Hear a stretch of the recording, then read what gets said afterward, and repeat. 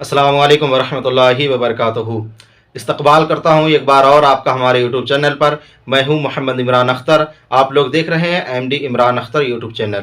आपसे मेरी गुजारिश है कि अगर आपने अभी तक हमारे यूट्यूब चैनल को सब्सक्राइब नहीं किया है तो आप हमारे यूट्यूब चैनल को सब्सक्राइब कर लीजिए, और जिन हजरात ने हमारे यूट्यूब चैनल को सब्सक्राइब कर लिया है उनके लिए मैं अल्लाह तबारक व तआला की बारगाह में दुआ करता हूँ, रब कदीर जिन हजरात ने मेरे यूट्यूब चैनल को सब्सक्राइब किया है, रब कदीर उनकी नेक दिली जायज़ दुआओं तमन्नाओं को पूरी अता फरमाए। आमीन सुम्मा आमीन। दोस्तों, आज की हमारी वीडियो का टॉपिक है ईसाइयों के नाकाम इरादे। वीडियो को शुरू करने से पहले मेरी आपसे गुजारिश है कि आप हमारे वीडियो को लाइक, कमेंट एंड शेयर कर दीजिए। चलिए अपनी वीडियो की शुरुआत करते हैं। राहतुल कुलूब में एक वाक़या मरकूम है कि सन 557 हिजरी में एक बादशाह थे जिनका नाम सुल्तान नूरुद्दीन जंगी था। उन्होंने एक शब में आका करीम सल्लल्लाहु ताला अलैहि वसल्लम को एक रात में 3 मरतबा आपका नबी पाक सल्लल्लाहु ताला अलैहि वसल्लम का दीदार किया। तीनों बार आका करीम सल्लल्लाहु ताला अलैहि वसल्लम जब बादशाह नूरुद्दीन जंगी के ख्वाब में आए तो 2 आदमियों की तरफ इशारा फरमाते हुए कहा, ऐ नूरुद्दीन, इन 2 आदमी को फितनों से मुझे बचा। ऐ नूरुद्दीन, इन 2 आदमियों के फितनों से मुझे बचाओ। जब आपकी आंखें खुली तब आपने अपने जहन से सोचा, लगता है मदीना तैयबा में कोई अजीब व गरीब वाक़या पेश आया है, लिहाजा मुझे वहां जाकर देखना चाहिए। बादशाह नूरुद्दीन जंगी अपने तेज़ रफ्तार सवारी और अपने साथियों को लेकर फ़ौरन रात ही में मदीना तैयबा का सफ़र शुरू कर देते हैं। हज़रात मोहतरम, बादशाह अपने सिपाहियों को लेकर 16वें दिन मदीना तैयबा में पहुँचते हैं। 16वें दिन मदीना तैयबा आप जब पहुँचे तब आपने मदीना तैयबा का जायज़ा लिया। सारे हालात, सारे मामलात एकदम बेहतर नज़र आए, कहीं पर भी कुछ अजीब व गरीब नज़र ना आया। आपने सोचा यहाँ पर तो कोई भी मामला दरपेश नहीं आता। आपने सोचा यहाँ के हालात तो बिल्कुल बेहतर हैं, यहाँ पर कुछ भी अजीब व गरीब नज़र नहीं आ रहा है।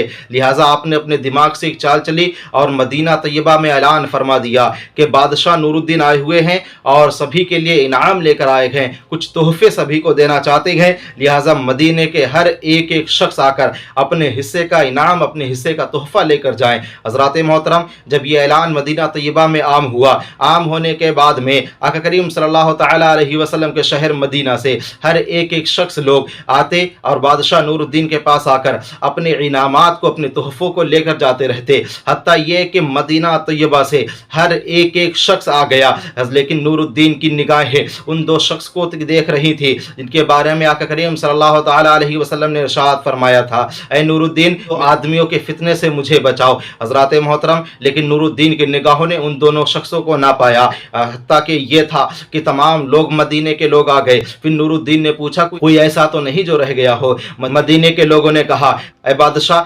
मदीने के सारे लोग आपके सामने मौजूद हैं, कोई भी ऐसा ना था जो यहाँ पर मौजूद ना हो। फिर बादशाह नूरुद्दीन ने कहा, देखो कोई ऐसा तो नहीं जो रह गया हो। फिर तमाम लोगों ने कहा, बादशाह, मदीने के तो कोई लोग नहीं रह गए, लेकिन हाँ, मगरिबी से 2 मुसाफिर आए हुए हैं जो यहाँ पर आका करीम सल्लल्लाहु ताला अलैहि वसल्लम के रोज़े मुबारक के पास में मेहमान के तौर पर ठहरे हुए हैं, जो बहुत ही तक़वा और तहारत के लग रहे हैं, बहुत ज़्यादा इबादत व गुज़ार हैं।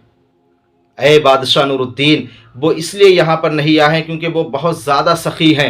वो किसी से कुछ लेते नहीं बल्कि गरीबों में लोगों को और बांटा करते गए, गरीबों की मदद को करा करते गए।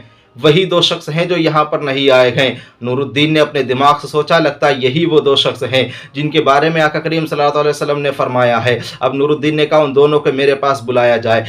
जब उन दोनों को बुलाया गया, जब वो दोनों नूरुद्दीन के पास आते हैं तो नूरुद्दीन फ़ौरन पहचान जाते हैं, ये वही दोनों हैं जो इनके बारे में आका करीम सल्लल्लाहु ताला अलैहि वसल्लम ने फरमाया था। अब नूरुद्दीन कहते हैं, ये रहते कहाँ पर हैं? तो लोगों ने बताया, नबी पाक सल्लल्लाहु ताला अलैहि वसल्लम के रोज़ा अक़दस के ठीक पीछे रहा करते हैं। फ़ौरन नूरुद्दीन वहाँ से उठे और उस हुजरे में पहुँच जाते हैं जहाँ पर वो दोनों रहा करते थे। जब वहाँ पर पहुँचे तो आपने जब रूम का जायज़ा लिया तो देखा कि कुरान मजीद रखी हुई है जिसकी वो तिलावत करते थे, कुछ दीनी किताबें रखी हुई ہیں اور ساتھ میں کچھ سامان رکھا ہوا ہے جس سے وہ غریبوں کی مدد کیا کرتے ہیں. کچھ بھی عجیب و غریب نظر نہ آتا تھا. پھر آپ کی نظر ایک دم چٹائی پر پڑی جو زمین پر بچھی ہوئی تھی. آپ نے جب چٹائی ہٹا کر دیکھا تو کیا دیکھتے ہیں کہ ایک چٹائی کے نیچے گہرا سرنگ بنا ہوا ہے. جب نور الدین سرنگ کے اندر جاتے ہیں تو کیا دیکھا، وہ سرنگ روضہ رسول کے پاس میں نکلا جا کر، جہاں پر نبی پاک صلی اللہ تعالی علیہ وسلم کا روضہ مبارک ہے، وہاں پر وہ سرنگ نکلا اور وہیں پر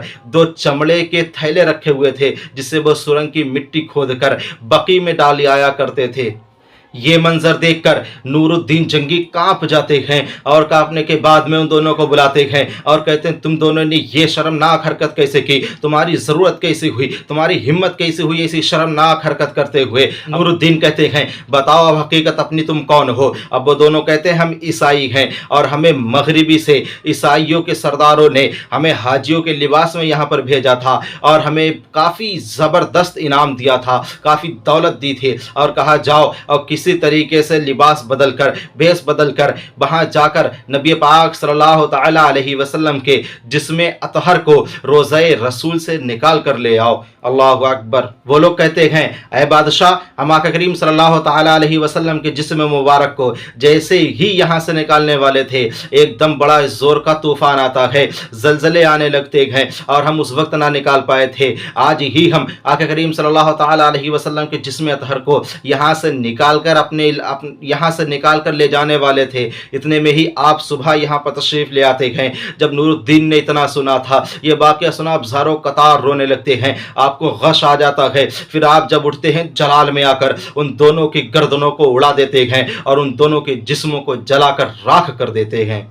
پھر روضہ رسول کے چاروں طرف اتنی گہری خندق کھدوائی کہ پانی نکل آیا اور شیشہ پگھلوا کر اس میں ڈلوا دیا تاکہ روضہ رسول تک پہنچنا کسی کو بھی دشوار ہو جائے. حضرات محترم، اس واقعہ سے ہم کو معلوم چلا کہ آقا کریم صلی اللہ تعالی علیہ وسلم اپنے قبر مبارک میں آج بھی زندہ ہیں اور دشمنوں کے ارادے بھی ناکام ہو گئے. آؤ آپ کو بتاتا چلو یہاں پر ایک بات کہ یہ عیسائی آقا کریم صلی اللہ تعالی علیہ وسلم کا کلمہ پڑھنے والے نہیں تھے، پھر بھی ان کو یہ بات کا علم تھا کہ انبیاء کرام کے جسموں کو مٹی نہیں کھایا کرتی ہے. انبیاء کرام اپنی قبر مبارک میں حیات ہیں، ورنہ 550 سال بعد بھی کوئی عیسائی آقا کریم صلی اللہ تعالی علیہ وسلم کی قبر مبارک کو کیوں کھودتا اگر ان کو یہ یقین نہ ہوتا کہ آقا کریم صلی اللہ تعالی علیہ وسلم اپنے قبر مبارک میں زندہ ہیں. یقین نہ ہوتا، کوئی پیسہ خرچ نہ کرتا. ان کو یقین تھا کہ آقا اپنی قبر مبارک میں زندہ ہے.